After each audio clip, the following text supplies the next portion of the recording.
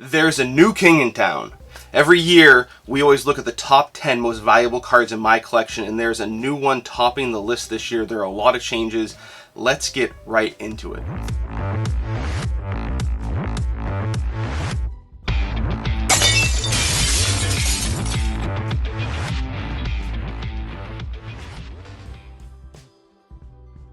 Welcome to the most passionate content for card collectors on YouTube and possibly the whole entire internet.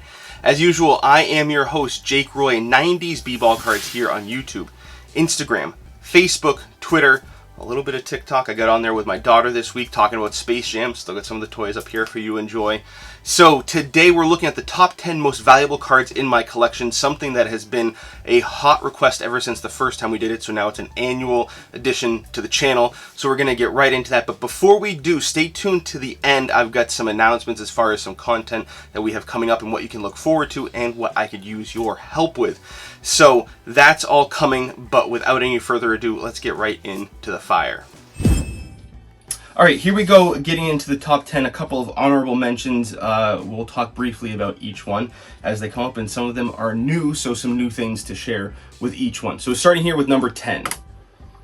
Of course, it's got to be one of my favorite cards, if not my favorite card in my collection.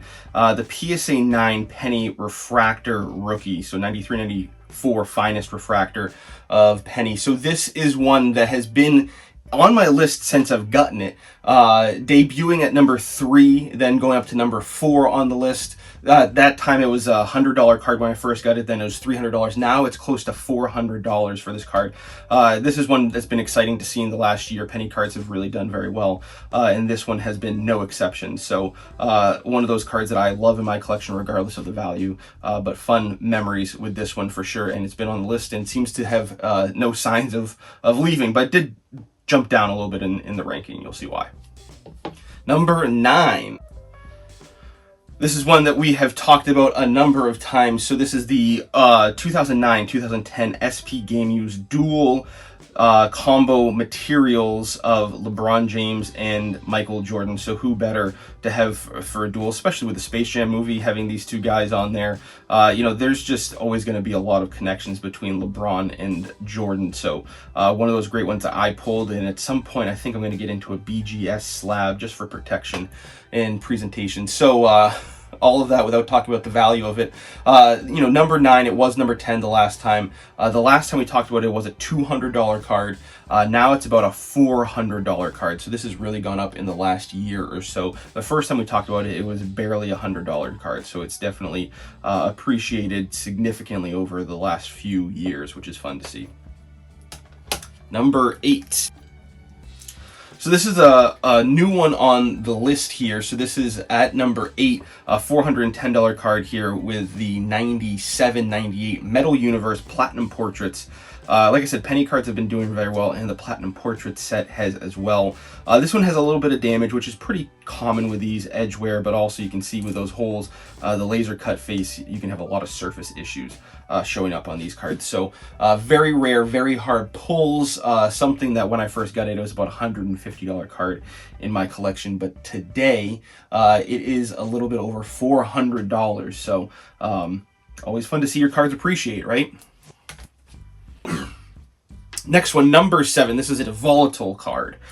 So 96-97 Topps rookie card, the base Topps and the base card of Kobe in a PSA 9. So you may remember my PSA video. This is one that I sent off an express order before the backlog really hit and everything got way delayed. So this is one of those cards that over the last year has fluctuated a ton. So at number 7 on the list, it's a little bit over $400, but it depends, on the day, really. It's a high pop card, so it sells pretty frequently. So you never know where it's going to go up or down. At one point it was selling for an upwards of $1,000. So, and that's just in the last year. You can see the card ladder chart to show how volatile the prices on this card specifically have been, and that's par for the course with high pop cards. This one I will bring with me to National. I'll make it available for deals if people want it, but not something I'm really clamoring to move. A fun card in the collection, and I think one of those iconic cards because of the chrome. Topps gets a little bit of a boost with Kobe rookies for that one. Next on the list is number 6. So we've got the 97-98 SPX Pro Motion of Penny. These cards are incredibly rare, not only to pull from packs, but also to find out in the market.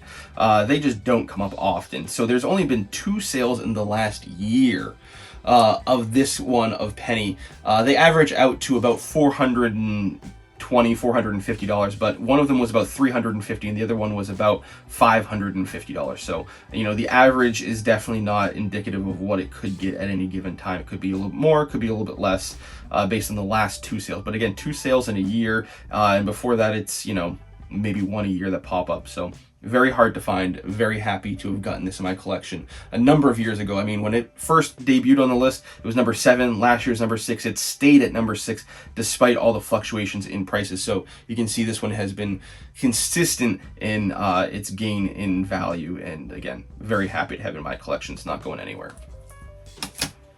Next one. This one at one point was the number 1 card on the list. It has fallen down in the last couple of years. So with the 1997 SPX Hollow View Heroes of Jordan. Like I said, the first time we did this list, this was my number 1 card, or my number 1 most valuable card. You know I like raw cards typically, so grading this card probably could get it to be significantly more valuable, but what's the use? I enjoy it this way. You know, so the first time, like I said, it was number 1. Last year was number 3 on the list. This year it's number 5 on the list, but even still, the value has gone up significantly each year. So right now it's a $500 card. The first year it was a little bit over $200. Last year I think it was $350 or so. So, you know, it's not because any lack of trying on these cards. They are very hard to find. It's one of those sets I would love to get. It's the only insert set from the 97-98 SPX set that is vertical. Everything else is horizontal, base set and inserts. So that's one of the reasons why I really like it. I love the design, but I love that it's vertical rather than horizontal. Just something I enjoy with my cards. So that one is number 5, halfway through the list. Number 4, another one that you may have seen before. So my 93-94 Fleer Ultra Scoring Kings Jordan, which I also had in the same order with that Kobe rookie. This one got a PSA 7. Not uncommon to see that happen with these. You know, 9s and 10s are exceedingly rare for these cards, and you know, with the foil and its dark edge-to-edge color on both the front and the back, edge wear, corner wear are very easy to see. Centering can sometimes be an issue. I saw one recently pop up raw that has horrendous centering. So not necessarily the hardest card to find centered, but you know, sometimes that does happen. So like I said, this card, when I first got it, it was number 2 on my list, and that was a raw card at the time. Now it's number 4 as a graded card, you know, getting about $550 or so. The numbers, the PSA 7s typically get a little bit more than a raw copy. The raw copies fluctuate a ton depending on how they look for eye appeal. If people get them and think that they could grade them, they'll sell better on eBay than a PSA 7. If people think that it's just kind of an average looking copy, you know, it might sell the same or a bit less. So, you know, having a 7 isn't going to make it worth significantly more, but again, it's just that reassurance that you know what kind of condition it's in, and if you ever do go to sell it, it alleviates any sort of shadow of a doubt in the buyer or the seller's mind of what it's worth. But this is not going anywhere anytime soon. This is a PC card for me that I love. All-time iconic insert card of Jordan. One of those that I've said in the past, if you're a Jordan collector, you have to have this card. This is one that I hear every Jordan card collector talk about as being something they're passionate about. So just one of those that I think is going to stand the test of time for sure. All right, next one, number 3. This one might be a shocker to some. It was for me. 96-97 EX2000 cut above of Penny, and it's raw. So this card is one that was a childhood dream of mine to get, and when I finally had the opportunity, I was very excited and I jumped on it. And one of those that sold a little bit above or below the radar. So I was happy to take advantage of that. The first time that was on my list was last year. It was number 8. At that time, it was about a $350 card. Now it's a $625 card based on the last comp. Again, these don't sell terribly often. Graded copies don't come up often. Something that maybe I would grade in the future, but I don't know if it really adds anything for me if I get it graded. You know, so $600 card there, one of those childhood dream cards. Interestingly enough, this and the Hot Shots were both 2 cards that I wanted badly as a child. The Hot Shots, when I got it, was about the same value as this one, and this one has exceeded the value of the Hot Shots considerably, because you're not even seeing it on the list anymore. So it was close. It was a close call to get the Hot Shots in there, but didn't quite make the cut. So really fun to see what's happened with this. I think it's a lot to do with not only the design of it, the collectability of the whole set, but I mean, the entire EX2000 set is just iconic and the first of its kind. So something really cool. Very happy to have this one as well. All right, the next one. This has been the number one card in my collection before. It's number 2 this year. So we've got the LeBron James 2003-2004 Topps rookie, the paper rookie. This is one that I absolutely love. If I'm going to get a LeBron James rookie card, this has got to be it, because I love draft day photos. And what better than that kind of ridiculous all-white suit from LeBron, but holding up the 23 Cavs jersey where he started it all. Just one of those cards that I absolutely love. And I really like the PSA flip with this one, because the red really does tie in together. So just one that I really like. Getting this as a 9, again, another one that I got with the Scoring Kings and the Kobe graded, and to get it back a 9, something that was pack pulled as a kid, really fun. The first time that this was on my list, it was a raw card. It was number 9 on my list. It was less than $100 raw at the time, if you can believe it. Today, this card gets close to $1,000 in a PSA 9. So quite a leap, both because of how the market's gone, how LeBron James cards have gone, but also because of its grade. At one point in time, these were considerably more than $1,000 in the last year, but a lot of stuff since February has dipped. So anywhere from $900 to $1,000 is what you can expect to see these get. But again, this is another PC card. This isn't going anywhere anytime soon. So you won't be seeing this shopped by me anyway. A couple of honorable mentions before we get to the number 1 card. First, we've got the titanium. So this is one with Jordan and Penny. Jordan being prominent on there, it does get a little bit more on the market. So these you can see get about $300 to $350. I had gotten this raw card reviewed at the East Coast National. You may remember that. One that I probably should have gotten slabbed. Centering can be issues on these, but also edge issues with the foil. Other than that, they're pretty resilient cards. So a BGS 9 is nothing to turn your nose up at, and something I'll probably send off in the future. The next honorable mention is my 96-97 Flair Showcase. This is a row 2, so this is the base version of the Legacy Collection, and I got it graded in a PSA 9. So this is one that I graded myself. Very happy to see it get a 9. These 90s cards don't fare well a lot of times, so ecstatic. And this is one of those that there are no comps for. So it's an honorable mention because I don't know if it really should be on the list.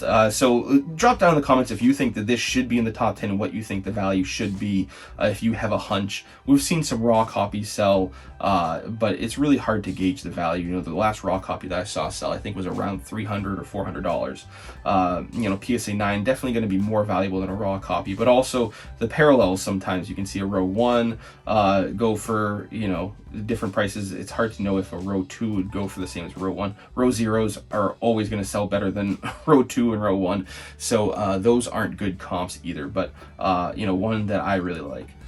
And the card that would have been the number 1 on my list if I still had it, so before we get into the number 1, let's talk about that one. It would be the 97-98 Z-Force. It's the Rave version, the Rave parallel of Kobe, number to 399. That is one that I got graded along with a lot of these other cards that I had said when I got it, it might not be in my collection by the time we do this video. And sure enough, it's not. Something that moved on in a sale and trade. The total valuation on that card when I moved it was $2,600. Some hemming and hawing over what the market was yielding, but there were no other graded copies on the market. And the PSA 9 was a pop 1. And there were no 10s. So since then, there has been one other graded 9, I believe. So it's now a pop 2 card. Extremely rare. Again, $2,600 valuation. Maybe I was low, maybe I was high. Hard to know without any comps to go off of, but that was that one. So I wanted to give you an update on that. And that would have been number 1, but it's not, because it's not in my collection. So now the number 1 card, a new one to the addition of the list, 97-98 Metal Universe, Precious Metal Gems, the Ruby, the Red, whatever, whichever you want to call it, of Michael Irvin. So this is one that I had gotten, a collector reached out to me. They had it raw. I said I was, happy to make a deal with him, and I sent it off for grading and got a PSA 7. Really, the purpose of grading any PMGs is not for the numeric grade. It's really for authentication.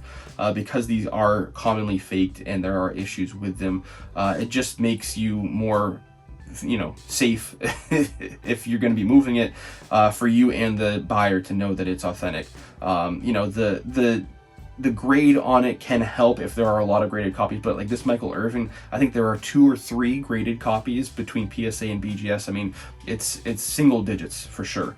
And I do not believe that there are any that are graded higher than a PSA 7 unless you're looking into BGS. I know that there's a BGS 8 out there that had sold. So very rare card, something I will be bringing with me and making available for the right card in a trade or a deal at National. But the valuation on this is hard to determine precisely because of just how few there are, but I would say it's about a $2,000 card.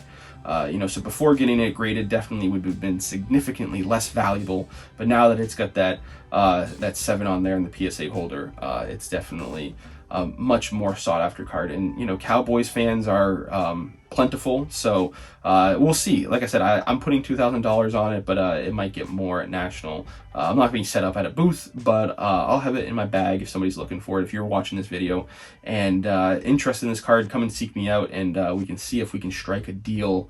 Not something I'm clamoring to get rid of, something I would be happy to keep in my collection, but for the right card, I could make this available for sure. So those are the top 10. Another year down, another top 10. I hope you enjoyed some of the changes, some of the fluctuations. Always interesting to see what happens with the market.